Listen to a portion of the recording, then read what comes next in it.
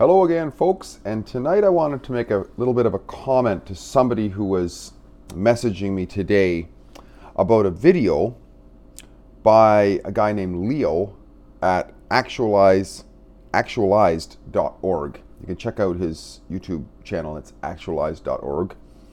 And it's called, I should have got the name. I'll put the name of it down below because I forget what it is. Something along the lines of the reality of reality, or something like that. Anyways, I wanted to give some comments on this because I was back and forth with this messaging. Might have some more back and forth. I watched more of the video, and rather than just talk to one person about it, I thought I'd get to see if there's other people interested in this discussion. And I think there's a lot of value in the video, which is the value I would say is for us to look beyond what we see. What was that video my kids used to watch? I forget what it is. It was a cartoon anyways. Look beyond what you see. In other words, there's more to the story than what we're seeing, right? However, I would say there's a kind of a trap that we human beings tend to get ourselves into, which is that we get caught up in our own story and we don't realize that we're actually getting into the same story, the same pattern of being or seeing things as we did previously, or other people do, that we could turn around and maybe criticize. For example, in this video, he talks about the old story about how people would have creation myths, like what is behind reality? What is the reality of reality kind of thing? And the old story, forget it was an Indian or whatever in India was being asked, what supports the earth then? Is it just suspended in space? Oh no, there's a giant elephant underneath it supporting it or whatever. And it's like, okay, what's supporting the elephant? Oh, it's a giant turtle. Okay, so what's supporting the turtle? Oh, it's just turtles all the way down, right? It's this infinity of turtles. And we human beings, we always seem to want to have this creation myth because we know there's got to be powers or energy or something behind all of this. Like we see what we see, but behind the veil is, there's got to be power there somehow. Something's holding it all up, and we continue to unfold. We continue to look deeper and deeper and deeper into all this, but there's more, right? So we understand there's more. So then the trap we get ourselves into is that we say, aha, this is what it is. And this guy, of course, he says it's consciousness. And my point to this individual was, well, that's just turtles all the way down again, right? Because there's just consciousness is everything. And consciousness supports it all. In fact, he even made the claim in there that when you die, all of this is gone. It's only there because your consciousness says it's there, right? So this is a trap that we get ourselves into. There's a couple things. One of them is the trap that we're just creating another turtles all the way down, because now we've said, we didn't have the humility to say, well, actually, I don't know. I can get there's something, but I don't know what it is, And that's one thing. And the other thing, too, is that with the consciousness thing, that when I'm dead, everything's gone. That's another form of solipsism, isn't it? With solipsism, of course, is this idea that I'm the center of everything, and if it wasn't for what I'm seeing, that's it. And of course, there's a tendency to be solipsistic, of course, because our experience of the world, while it is true that it is experienced through us, like I'm only able to see what I'm seeing in front of me because I'm experiencing it here. The star that I might look at light years away is only experienced here. It's not experienced over there. For me, it's experienced here. For you, it's experienced in you. And this is the nature of our of our sense data, right? It's here and now. And So that's this experience of life is rather solipsistic in a way, but we can understand that, well, somebody's very enlightened, Leo, for example, who, he comes across as being very enlightened and so on. If we knew him very well and we realize that he believes, so he says anyway, that reality only exists because of his consciousness. But if he's riding on a subway train and there's a terrorist beside him and pulls the fuse on the thing and he goes up, he just gets vaporized, he's gone. But we notice that there's still the world, right? The turtles didn't collapse. So, logic tells us. And there's this guy, Occam, Friar William Occam, of Occam. And that's where the Occam's razor comes from. He posited that when there's a conflict of two ideas, the simplest one is the one that's most likely true. And the challenge with a lot of these different myths or these stories with lots of turtles is that they get quite convoluted. And even Leo says it, that consciousness is very, very convoluted. It's impossible to understand. But yet he knows for sure that that's what it is. See, that right away, that's a convolution, that's a complication, which Occam would say, well, just, just learn from it and get something from it maybe, or just feel it. But don't try to reason it with somebody. It's faith. That's faith, right? That's why they say, I've heard it said before that if it's in the realm of faith, then don't try to reason it out, which is, I think, what he's trying to do. He's trying to reason out what he intuits as true. But it doesn't come across as well because it just sounds to me like another pile of turtles. And I listened through almost the whole entire video and nothing really changed. I'll just read off some of the things that he was saying here. Well, one of the things I did agree with him is that, what did he say? That academics, they come across as intelligent. We take them as intelligent or whatever. Well, not anymore, I don't. I mean, seriously. Some of the dumbest people in the world are going around with titles behind their names.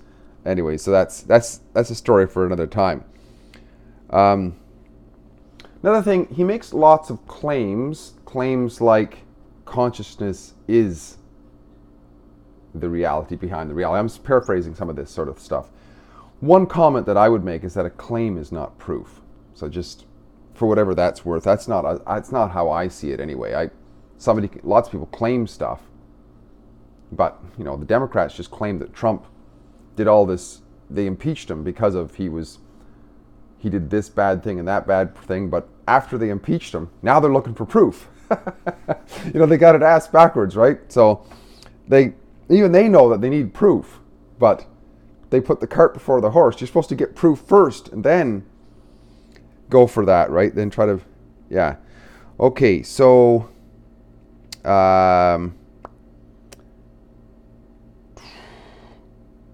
anyways, yeah, it's another thing that is odd is that he sort of denigrates this scientific approach of looking at material and looking at energy and so on, because of course it's turtles, right? It's consciousness. But I didn't hear any case for how it is that there is consciousness without the material. Which, if that's a question, it's sort of like the old paradox of what comes first, the chicken or the egg, right? You need a chicken to have an egg, and you need an egg to have a chicken.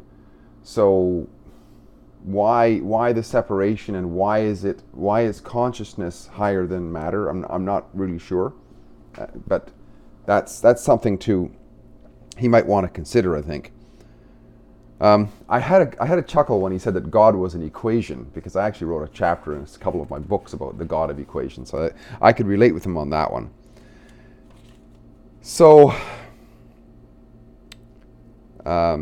yeah, the consciousness thing, that's a comment that I made a couple of times while I was listening. Consciousness thing that people run into, and this is, it's a little bit 90s New Age in a way, the whole consciousness thing, I would say. It's a bit of a trap. It's like I've said it before, and I've noticed what people do often is that they'll dump their religion and they'll join another religion, right? Because there's sort of this innate tendency of human beings to be religious. And that's what I see this as, is sort of it's a bit New Agey in terms of, let's not talk about God, we'll talk about consciousness, let's talk about turtles, let's talk about elephants and so on, like it's just switching it up. But this is the abandonment of principles in a way too, because he talks about fantasy and fact as the same thing, and there's no way to discern the two. I mean, that's recipe for communism. I mean, the new man, the new this, you can just create, right? And of course it leads to, I would say, solipsism.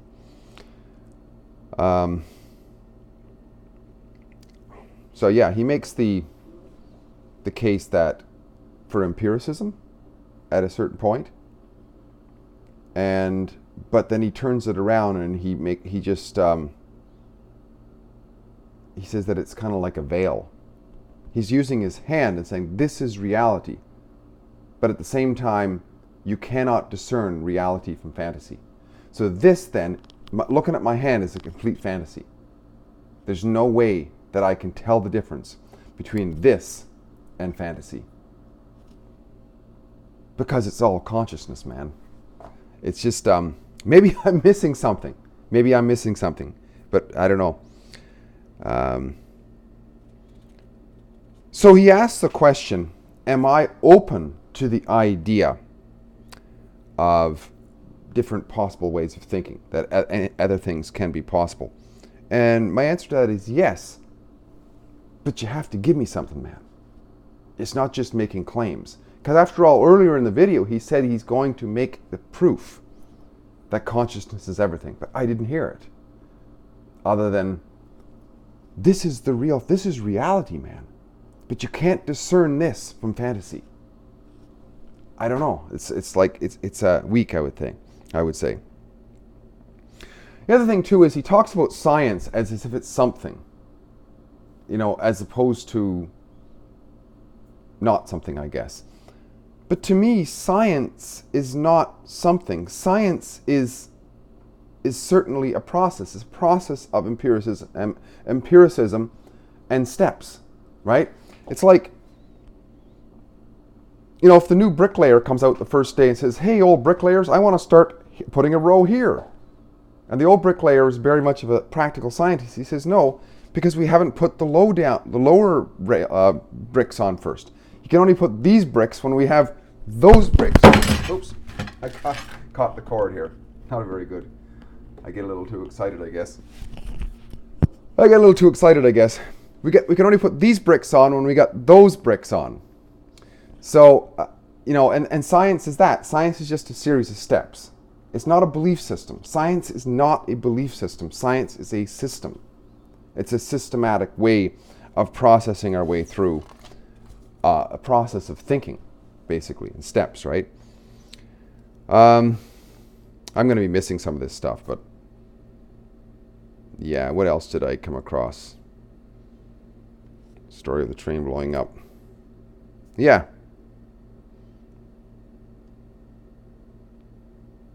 Oh, yeah. I think that a lot of this discussion is about trying to find the true self. Right? Because we think we've created this persona that we think is us, but it's not really us. We want to try to find our real self. I think that's a little bit like trying to find happiness. Because there's a lot of that too, the pursuit of happiness, very famous movie and so on, right? But I don't know. To me, it's a bit like trying to find the end of a rainbow, because we never really find it completely by the sounds of it, and it's sort of a byproduct of us living out a virtuous, productive life. And I think that's probably a little bit more. I'm getting back into sort of my comments here, not so much what he's saying, but a little bit towards that. And yeah, that's just a thought I had, anyways. What else? Yeah, he was talking about how Mario, like Super Mario in the video games and so on, that world is as true as this world. This is what I mean by how when we start talking about consciousness and our powers and so on, there starts to be this blending of reality, what's real and what's not real. Coming back to Occam's razor, it's what's more of a complicated viewpoint. When we start from the horse and then recognize the cart, right? We start from sense data, and then reason from that. As Jesus said, come reason with me, right? And this to me is not reasoning. Just to say that Super Mario's world is the same as this world, that's not reasoning. And you don't understand it because you're not enlightened, because you're thinking about it. That's not an answer, man. You have to feel it, he says. You have to feel that this is true. You have to feel that Super Mario's world is the same as this world. I don't get that. This is delusional as the communists thinking they can make the new man. The Soviet man. No, there's no distinction between science and fairy tales. It's only that you imagine the distinction between the two. That's as close a quote as I could get from this guy. So, anyways, to me, this is my comment. The fidelity to evidence is not an identity. Because he talks about that. Oh, you just believe in materialism and science and all this and materialism and whatnot. That's just your identity. No. Identity is usually it could be about fakery mixed in there, right? But the fidelity to evidence. If I look at this wood here in front of me, this panel, that's not my identity. Did I feel that? That's not my identity. That is a fidelity to reality. And Occam's razor would be, the closer we can get to that, to the truth, is a simpler path, I would say. Anyways, a bit of a ramble. It's getting on long, and I'm going to run out of storage here pretty quickly. But what do you think? Is it better that we stick to reality first as we know it, as we can discern it rationally, our higher self, our higher human self, neofrontal cortex, etc.? That's the later evolved aspect of ourselves. Come, let us reason together, as Jesus once said. Or is it better to feel ourselves into, fairy tales are as legitimate as reality? Are we going to live our life by the guidance of fairy tales as much as we are going to as the reality of the real stuff? If we see a bear out in the yard, is that a greater concern for us than if we imagine goblins in the yard? As he said, there's no difference between insanity and sanity. Literally, he said that in the video along that line. There's no difference between insanity and sanity. Are we going to live our lives like that? Or are we going to say, actually there is? Because I don't want to work with insane people. I don't want insane people running my community. I don't want insane people with dangerous weapons, and so on. I don't know what to say here, really. I'm not trying to make light of this. I'm just kind of laughing at it because I don't understand what's going on here. Like, the guy seems sincere, and I believe that he's sincere. What am I missing? What am I missing? Steve here again. Great chatting, and I hope that you can discern the lesson from this. I'm not going to bother trying to come up with one. Talk again soon. Bye for now.